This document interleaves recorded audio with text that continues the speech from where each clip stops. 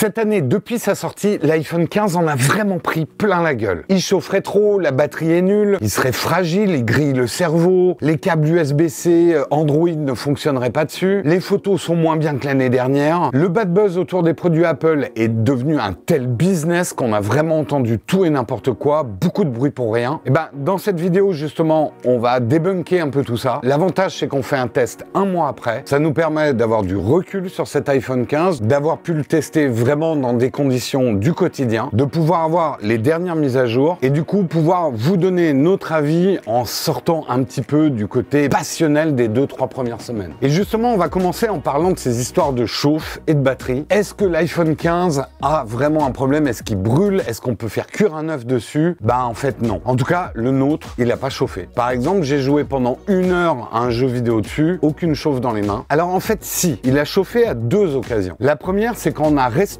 la sauvegarde d'un ancien iPhone dessus, mais ça, c'est complètement normal. Dès que vous installez un nouveau smartphone avec plein de photos, etc., il va plus tirer sur la batterie et il va plus chauffer, parce qu'il indexe tout. Et à une deuxième occasion aussi, il s'est mis à chauffer, surtout par ici, c'est quand on a ouvert un compte Instagram dessus. Et en fait, ce problème est maintenant connu. Apple l'a adressé, justement, avec une nouvelle mise à jour, la 17.0.3. Et ce que Apple nous dit sur ce problème, c'est que c'est un problème qui venait plus d'iOS 17 avec certaines applications, dont Instagram. Et d'ailleurs, depuis cette mise à jour, plus de problème de chauffe. Mais qu'en est-il de l'autonomie? Nous, pour vous faire des tests de batterie, on n'a pas de laboratoire, on l'a utilisé au quotidien, et ce qu'on peut vous dire, c'est qu'on trouve que l'iPhone 15 a vraiment une très bonne autonomie. Je dirais au doigt levé qu'on a gagné presque 10-15% de batterie avec cette mise à jour. Ce qu'il faut que vous reteniez, c'est que vous n'aurez aucun problème pour le faire tenir une grosse journée de production, même en faisant des photos et des vidéos comme une journée de vacances, il aura de la batterie le soir. Mais là où l'autonomie devient monstrueuse, c'est sur le modèle Plus. Nous, on l'a pas acheté pour le tester, mais si on écoute nos collègues et nos confrères, ils sont vraiment dithyrambiques. Certains n'hésitent pas à dire que c'est la meilleure autonomie qu'on ait jamais eue sur un iPhone. Apple annonce 29 heures en lecture vidéo, donc si la grande taille ne vous gêne pas et que vraiment l'autonomie c'est le critère numéro 1, c'est vraiment l'iPhone 15 Plus qu'il faut prendre cette année. Qui dit batterie dit charge, et pour nous, c'est là qu'il y a un problème sur l'iPhone 15. La recharge est vraiment trop lente pour un smartphone de ce prix-là en 2023. 50% de batterie en 30 minutes. Alors je demande pas à Apple de rentrer dans la course des recharges les plus rapides du monde. On peut comprendre qu'ils soient un petit peu protectionnistes avec leur batterie, vu les bad buzz qu'ils ont eu avec les histoires de batterie, mais quand même, pour un smartphone à 1000 €, vaut mieux faire Apple. Le vrai bonus, par contre, c'est l'arrivée de la recharge inversée. Alors ce n'est pas une recharge inversée sans fil, c'est une recharge inversée filaire, mais en fait c'est bien mieux en filaire. D'abord parce qu'il y aura beaucoup moins de déperdition d'énergie que si on était en sans fil, et puis surtout, si vous rechargez un autre smartphone ou une paire d'écouteurs sur votre iPhone, vous pouvez le mettre dans la poche sans que ça se détache. Donc pouvoir utiliser son iPhone 15 comme une power bank, c'est un vrai confort. Alors est-ce que cet iPhone 15 il est fragile? Là il y a eu une grosse confusion entre l'iPhone 15 Pro et l'iPhone 15. La fameuse vidéo de Jerry Rigs Everything, c'était sur le Pro. Mais justement, on en reparlera dans notre test complet de l'iPhone 15 Pro qui devrait sortir bientôt. Mais pour nous, cet iPhone 15 n'est pas plus fragile que le 14. Il y a eu des petits changements de design qui sont pas négligeables. C'est vrai que les bords arrondis,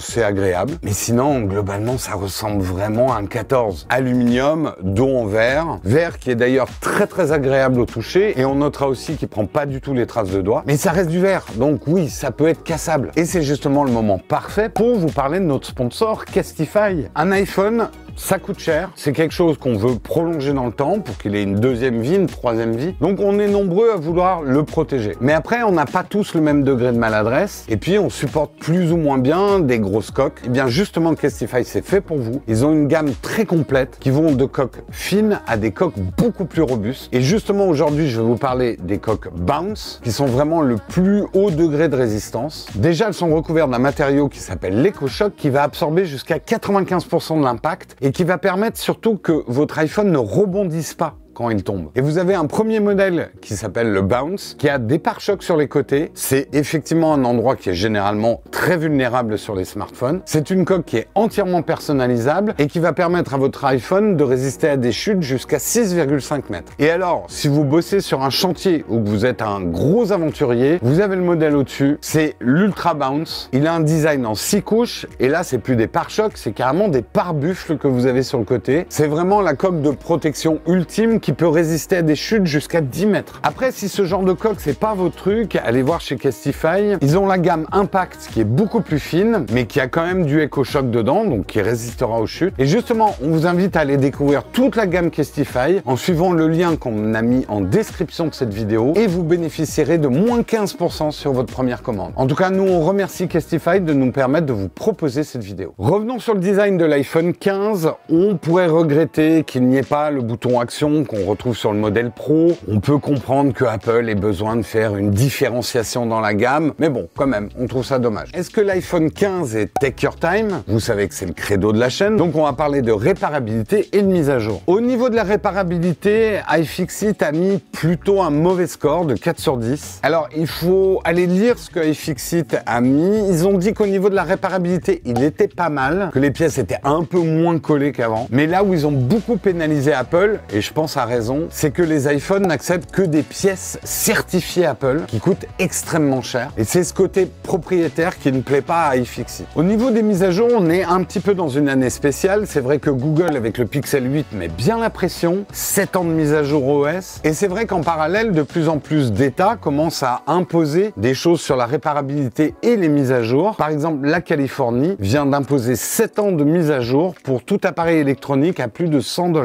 Apple, qui est plutôt un bon élève sur les mises à jour, doit faire mieux. Parce qu'aujourd'hui, une mise à jour Apple de l'OS, c'est à peu près 6 ans. Les mises à jour de sécurité, elles sont très longues. Ils ont mis à jour l'iPhone 6 il n'y a pas longtemps. Donc on est presque à 10 ans de mise à jour de sécurité. Le problème, c'est qu'Apple ne dit pas clairement combien d'années il y a de mise à jour OS et combien d'années il y a de mise à jour de sécurité. Là, Apple, il va falloir être un petit peu plus transparent parce que sinon, dame nature, pampan cucu. Mais moi, je suis quand même hyper content qu'en 2023, tout ça devienne des vrais arguments et qu'on puisse en parler dans les tests et qu'on ait des vrais comparatifs sur la durabilité des smartphones. Alors, une des conneries que j'ai vu le plus sur cet iPhone 15, c'est au niveau des câbles et de la connectique. Selon quoi, l'iPhone 15 ne marcherait qu'avec des câbles Apple. C'est faux, c'est complètement faux, mais j'ai ma théorie pourquoi certains ont relayé cette info. Je pense que nous, les créateurs de contenu tech et la presse tech, s'était tellement persuadé que Apple allait nous faire une douille à la Apple, à sortir des câbles USB-C, mais avec un petit truc dedans qui ferait que les câbles Apple fonctionneraient mieux que les câbles pas Apple, qu'on s'est auto-persuadé que c'était comme ça. C'est ce qu'on appelle un biais de confirmation. Et ben, c'est pas du tout ce que Apple a fait. En mettant l'USB-C, ils ont mis un USB-C qui est étonnamment ouvert. Moi, j'étais très surpris pendant ce test du nombre de périphériques que j'arrivais à brancher sur cet iPhone 15 et qui marchait du premier coup. Pas besoin de chercher des drivers ou quoi que ce soit. Que ça soit des micros, des SSD, des manettes de jeu en filaire, des claviers, des écrans, tout marche nickel. Alors nous, les technophiles, on trouve quand même que c'est dommage que Apple ait limité cette USB-C à des vitesses d'USB 2, mais en fait, je pense que le grand public s'en tape complètement. Par contre, ce qui est intéressant, c'est le fait de pouvoir connecter très facilement votre iPhone 15, par exemple, à une télé. Bah, ça va en faire une bonne console de jeu. Que ça soit pour du cloud gaming ou des jeux propriétaires. Alors oui, ce modèle qui n'est pas pro pourra pas faire tourner les grosses licences dont Apple a parlé, mais Apple va peut-être réussir à tirer son épingle du jeu à une époque où les consoles portables sont plutôt à la mode. Et ce qu'on pourrait se dire aussi, c'est que est-ce que Apple n'est pas en train de faire un petit peu son DeX? DeX, c'est un mode chez Samsung qui vous permet de faire de la bureautique sur votre smartphone, brancher un écran, un clavier, une souris. Bah techniquement, Apple pourrait, mais je pense pas que Apple va le faire. Ça boufferait un peu trop les parts de marché de l'iPad. Après, pourquoi pas un iPhone 16 Ultra avec un mode iPadOS quand on branche une souris, un clavier, mais je rêve un peu. J'ai également beaucoup entendu que l'écran de l'iPhone 15 était scandaleux. Alors, mettons les pendules à l'heure. Au niveau de la luminosité, il est vraiment bien, il monte jusqu'à 2000 nits. Il est très beau au niveau des couleurs. Visuellement, il n'y a aucune différence entre cet écran et celui du Pro, mais là où il y a une différence, c'est sur la fréquence de rafraîchissement. Cet ignoble 60 Hz qui nous rend limite aveugle. Bah là, il y a deux façons de voir les choses. La façon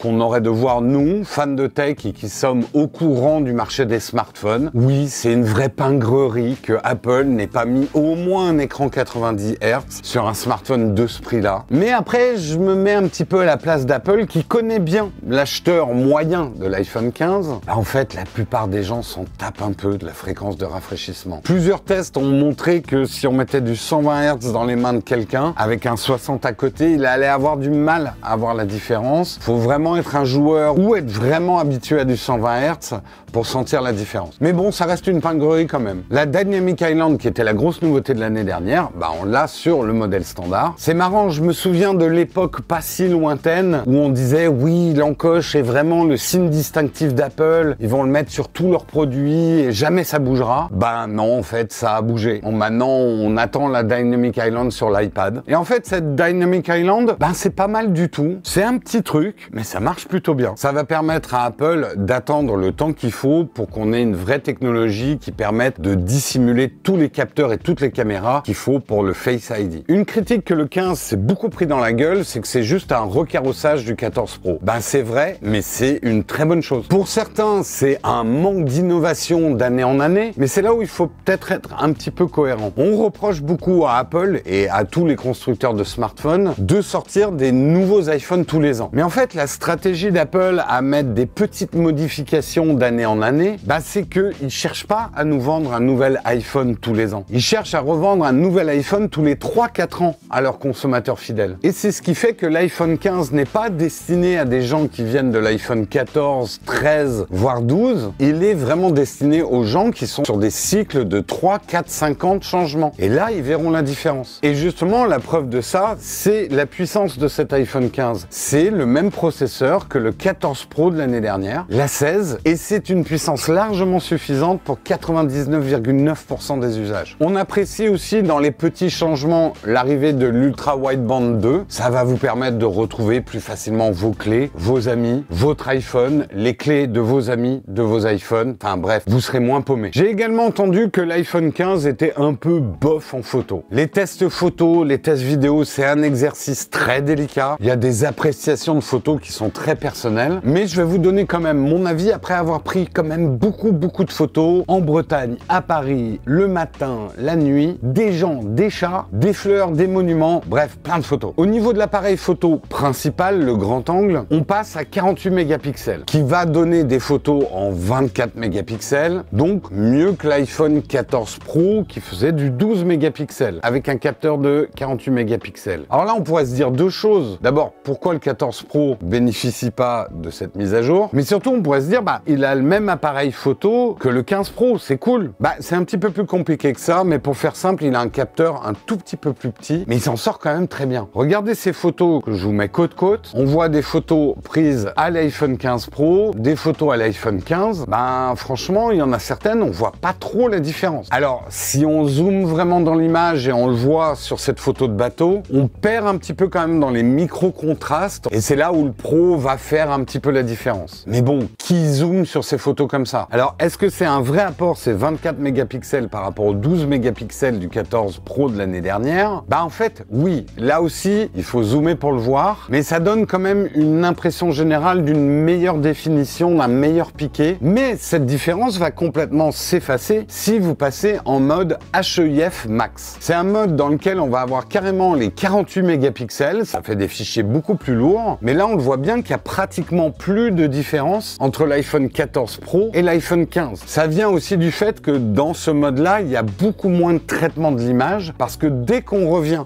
dans les modes où il y a du traitement, là on voit un vrai progrès aussi du 15 par rapport au 14 et 14 Pro de l'année dernière. Les couleurs sont beaucoup plus chaudes. Regardez sur ce coucher de soleil, on voit quand même que l'atmosphère est quand même beaucoup plus chaleureuse. Avec le 15, vous aurez également un mode x2 qui n'est pas vraiment un zoom optique, qui n'est pas vraiment un zoom numérique. C'est ce qu'on appelle un crop sur le capteur. Ça va vous produire du 12 mégapixels et c'est plutôt très bon. C'est notamment dans ce mode-là, à mon avis, que vous ferez les plus beaux portraits. Et c'est justement la grosse nouveauté avec ce mode portrait a posteriori. Il y avait une friction mentale avec le mode portrait, c'est qu'on se disait, est-ce que j'enclenche le mode portrait ou pas sur cette photo? Bah, vous n'aurez plus à le faire. Faites vos portraits, il suffit qu'un petit F s'affiche en bas de la photo et vous pourrez tout à fait, en post-traitement, passer la photo en mode portrait, régler le flou en arrière-plan. Et ça, c'est vraiment bien. Mais là, je me demande pourquoi Apple en a pas profité pour enlever un onglet dans l'appli photo, parce que je trouve qu'on n'a plus besoin de l'onglet portrait. À noter que ce mode marche aussi très bien avec la caméra selfie nuit qui a à peu près, je crois, les mêmes performances que l'année dernière, mais qui est très bien. Alors, ce nouveau mode portrait, il n'est pas parfait. Parfois, il va avoir du mal à détecter qu'il y a un sujet. Vous pouvez le forcer manuellement en sélectionnant votre sujet en tapotant. Et à noter aussi qu'il reconnaît assez bien les chiens et les chats. Une chose qu'on oublie toujours de dire dans les tests photos des smartphones, c'est de parler de la vitesse de déclenchement. Et pourtant, n'importe quel photographe vous dira à quel point c'est important que le moment